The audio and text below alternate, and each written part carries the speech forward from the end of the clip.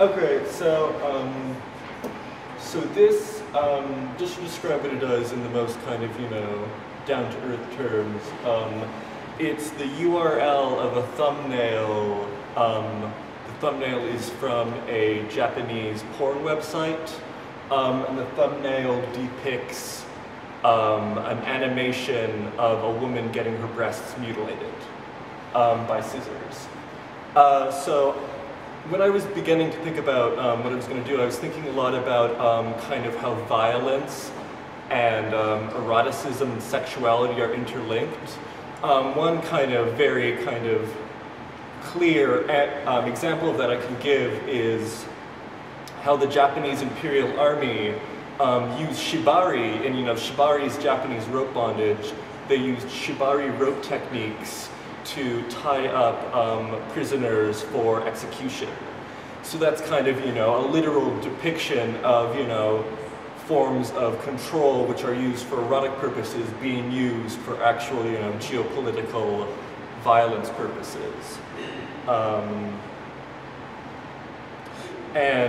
Eroticism and violence, the images of that also, they follow the same patterns of illicit circulation, where oftentimes, state bodies are trying to push down or erase, erotic or violent images from circulation. I was listening to an interview with the founder of a Japanese bondage publishing company, and he was saying about how, in the 80s, the government cracked down on, the circulation of bondage images a lot.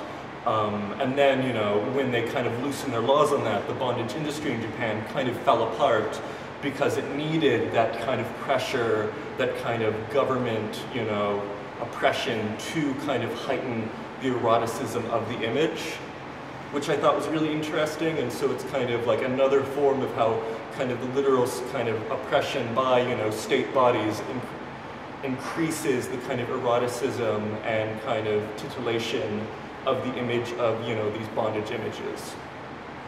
And I was then thinking about abstraction and kind of the politics of abstraction. Abstraction is both used as a representation of, sexual and violent images. You think about to Francis Bacon, for example, or I would even argue that someone like Mark Rothko's images are kind of representations of abstract violence, emotional violence,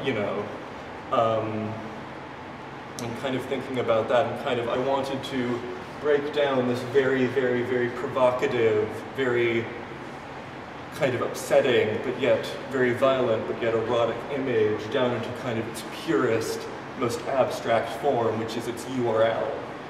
Is kind of thinking about kind of circulation and kind of the transfer of information. The URL is kind of it in its carrier bag. It's it kind of packaged up, ready to be kind of transferred, from email to, from person to person via email or something like that.